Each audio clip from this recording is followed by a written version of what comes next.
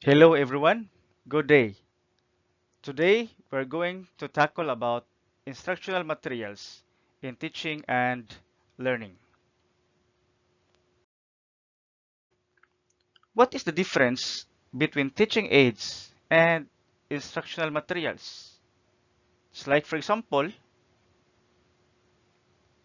a teacher used a manila paper with instructions with the content of the topic that he or she is about to discuss. So, where is the teaching aid and where is the instructional materials? So let us differentiate. So teaching aids, these are objects like book, picture, map, or devices, or the cartolina or the band paper itself, or the whiteboard or computer being used.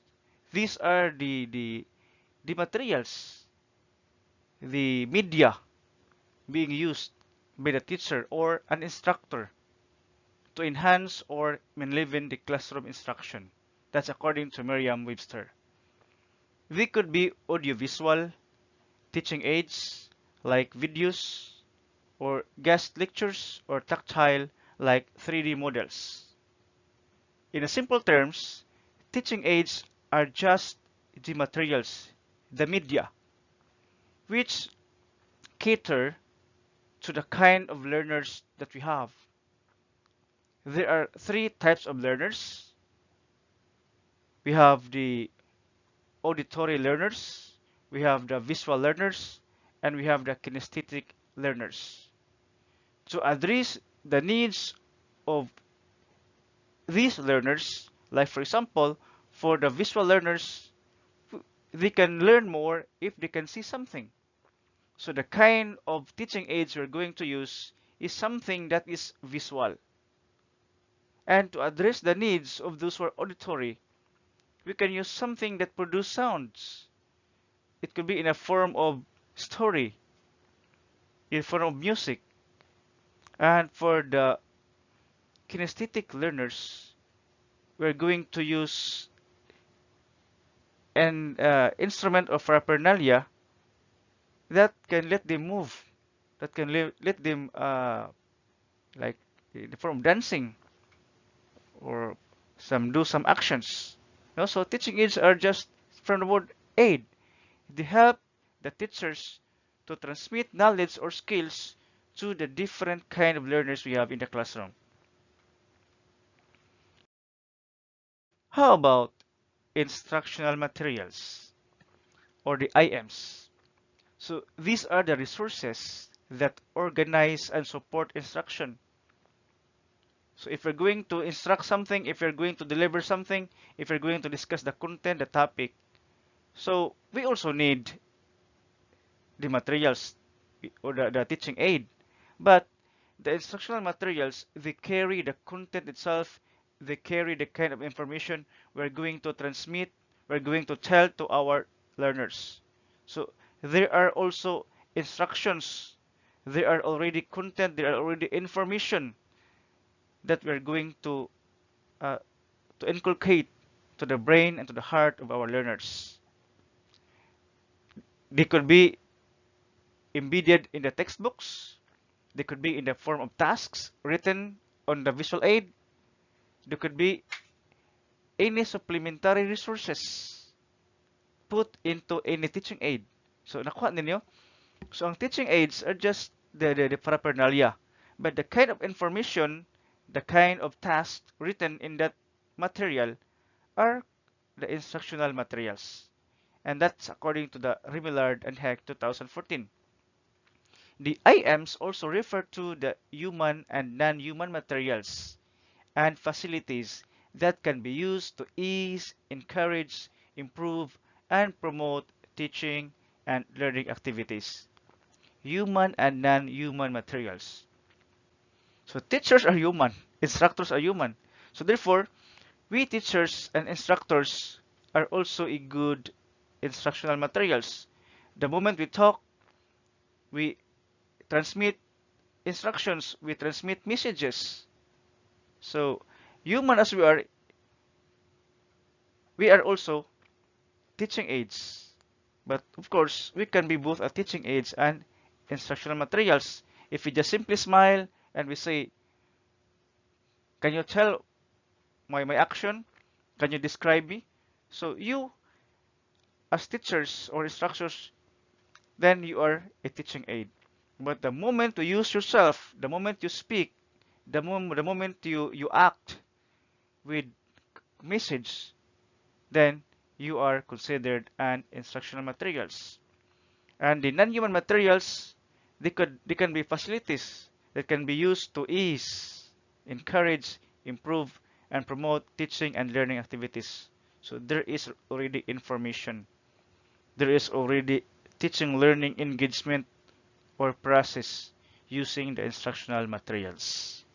So makaingon ta nga si teaching aids sumpay ra gud siya ni instructional materials because instructional materials cannot be realized without the paraphernalia, without the materials. Okay? So, okay. So instructional materials are the content or information. No, they are not just the materials, but they are the content or information conveyed within a course. Like this one, this platform, this video that I am using, it is already a kind of IM. The things that I discuss is part of the course. And the PowerPoint itself, the platform, the PowerPoint, the format is an instructional aid. And I converted it into an instructional materials by recording it, by speaking, by recording myself. I speak, informations are embedded, instructions are found here, then it is already an instructional material. So the IMs also include the lectures. Here I am giving my lectures to you. Readings, then the informations, you can read the informations. And in other form, since I am using a PowerPoint, of course you cannot, it is not in textbook, but in traditional teaching, learning engagement, textbooks also are good IMs because informations are found in the textbooks. Multimedia components, audiovisual, like for example, we watch a film showing, sorry, we watch a video through film showing. We use the multimedia. That is also an instructional materials. Self-learning modules that we use, no, especially in Deep Ed, we use the SLM. Instructions of the teachers are found in the SLM. Then that is an instructional materials and other resources that can be used for the continuous teaching learning engagement. Then the IMs are also the materials that can be used in both face-to-face and online classrooms. So nowadays, or katong sa pandemic, nahantog karon, nagamit na ta og online learning. So naasay mga changes nga we fit on the kind of learning modality. Before the pandemic, before the advanced technology, before the digital era, teachers use the Manila paper, the cartolina as instructional aids and written with information and become instructional materials. But presently, especially in the online classrooms, we use the multimedia. We use the digital platform. And the best instructional materials are aligned with all other elements in the course, including the learning objectives, assessments, and activities. But in these instructional materials that I am using, I did not present the learning objectives that are found in the syllabus. Of course, I did not include the assessment, but there are activities that I'm going to provide. But later on, you will encounter a sample of lesson plan of my wife and the IMs, which follow the learning objectives, the assessments, and the activities. So, according according to this presentation, that the best IM should be aligned to other elements in the course, like learning objectives, assessments, and activities. So, if you're going to make an IM, we should consider the learning objectives. The learning objectives also will help to the realization of the learning objectives of the lessons. We can also use that IMs to give the assessments of learning, assessment for learning, and assessment as learning. And also, we can use the IMs to give activities to our learners. But in this IM that I'm using, I would like to tell you that the activities are included here. So why is it important to have or to make instructional materials? IMs provide the core information that the students will experience, learn, and apply during a course. Experience, learn, and apply. As you engage in my presentation, you experience something, you learn something, and as the information assimilates into your brain, into your mind, then that can be applied to a real life situation. So the IMs can be a good uh, exploratory material for you to learn as you engage in that IM. They also hold the power to either engage or demotivate the students. So instructional materials also, in making instructional materials, is very crucial because it could either break or make the students. If your instructional materials just simply give confusion to the learners, then that defeat the purpose of your IM. That will motivate the students. So one of the criteria of IM is that it should be engaging to the learners.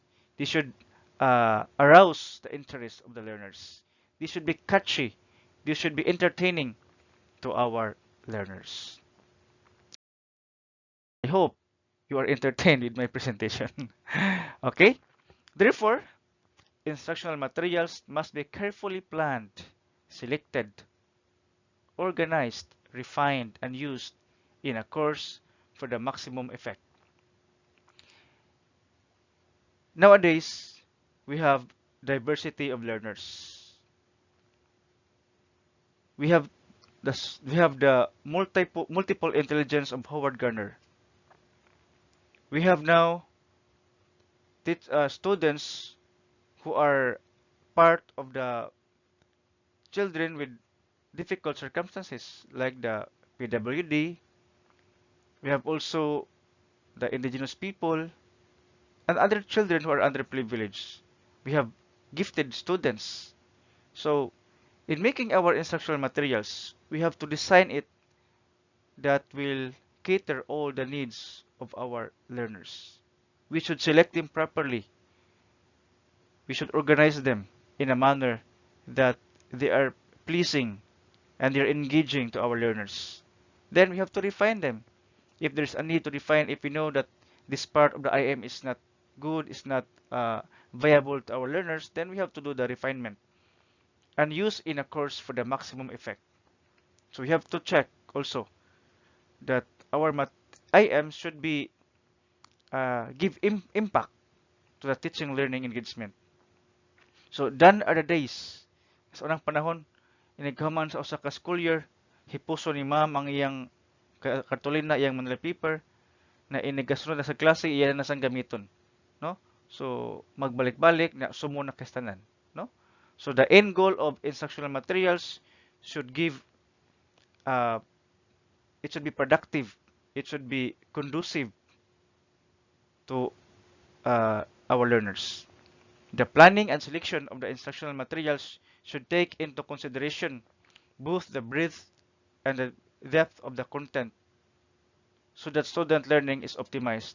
So I hope in my presentation I I am able to consider those parameter.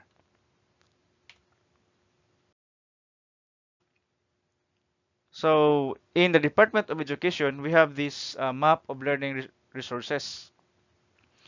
In the first column, it presents the distance learning delivery modality. We have the online distance learning, we have the modular delivery, we have the TV or the radio-based instruction, we have the blended learning. So what nagi appeal diha ang atong face-to-face kay kibuan naman ta naka-experience naman ta ana, no? And the subcategories are the specific uh, teaching learning delivery. For the online, we have that synchronous and the asynchronous. So kini akong gibuhat karon, it is asynchronous because you can view this video according to your time comfort or according to your time availability. Okay? Supposedly, we have the synchronous teaching learning engagement, but due to conflict of schedule, so we choose the asynchronous. The modular distance learning, we have the digital modular delivery, and we have the printed. For the TV and the video or radio-based instruction, of course, we're going to use the TV, the video format, and the radio based instruction. Kanang nata sa FM, no? Ang teacher iyang i-explain ang iyang module, explain niya ang topic on that day, on that certain grade level. Blended learning, muna combination siya sa for example, face-to-face and online, and the combination of those presented this distance learning modality.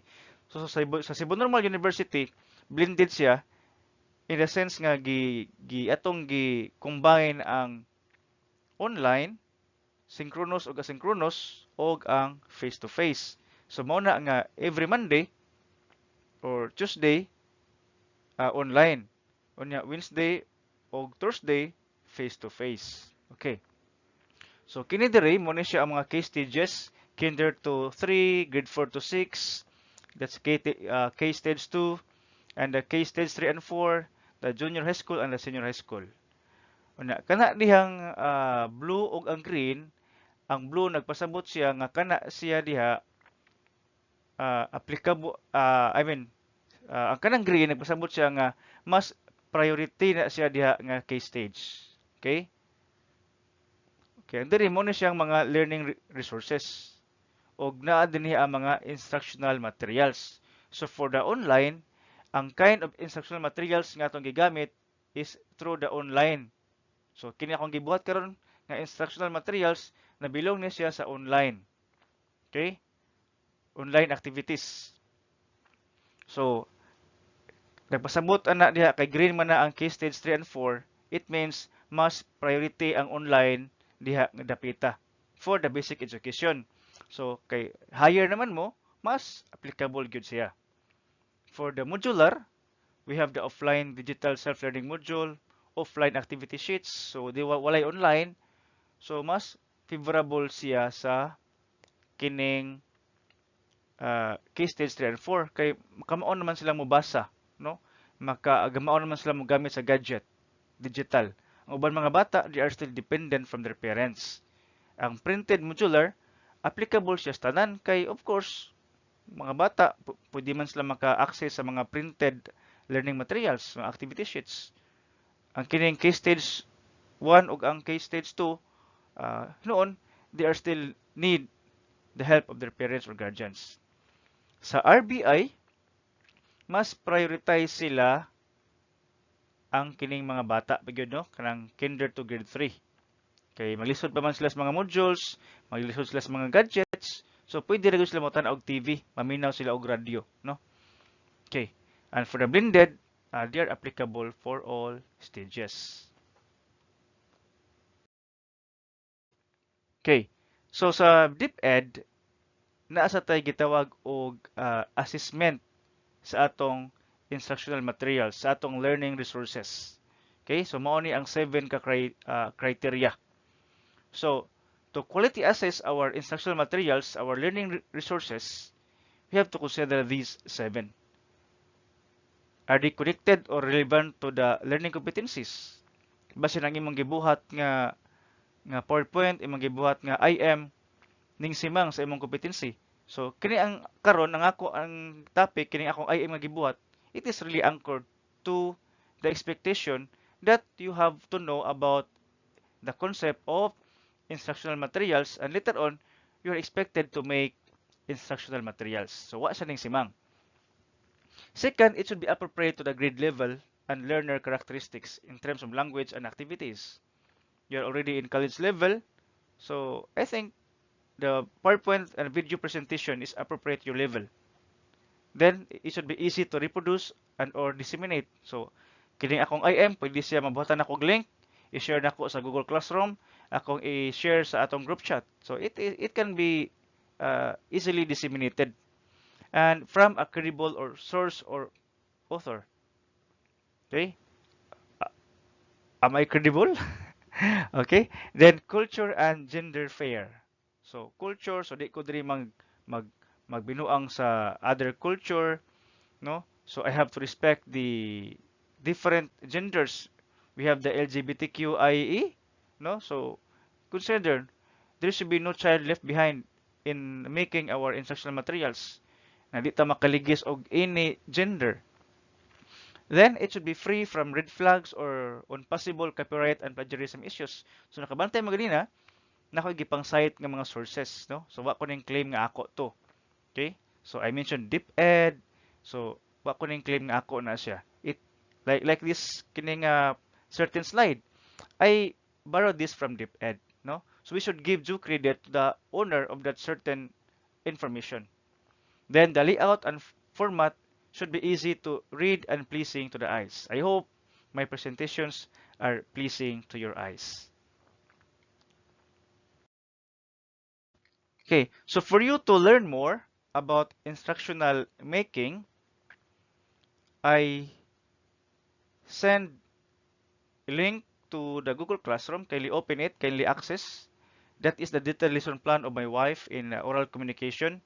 And in her detailed lesson plan, she made also a corresponding instructional materials. So kindly compare the detailed lesson plan and the IM that she made. So katong ingon ganina nga ang ato i-consider ang learning objectives, ang assessment, no? So ang content, so ato nang makita sa iyang gibuhat nga instructional material through video presentation. So for your output, for your group activity, so we have to use the same groupings that you have last week, no? Katong group 1 to 6. So you're going to make a detailed lesson plan. You have the sample there sa katong sa akong wife and a corresponding instructional material either in PowerPoint presentation or in video using the given learning competency. So magpili lang mo.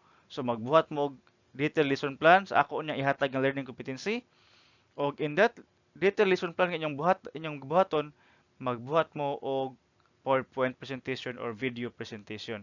So mo ni ang atong competency. So mo focus lang ta sa English kay English major man mo. Then grade sa grade 7 siya nga level na sa first quarter na ako gikuha ang learning competency. So the learning competency that you're going to make a detailed lesson plan and IM is on the use of the passive and active voice meaningfully in varied context. So tanaw lang mo sa DLP sa kong wife o sa yang IM, then makibaw na mo mabuhat ani. I know you are all bright. Okay? Excellent. That is the mantra of CNEO. Okay? So I'll give you ample time to make your output. You're going to submit that on February 6, 2023.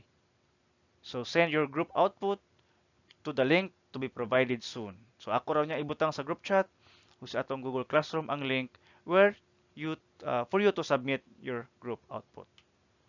That's all for today. Have a nice day. God bless everyone.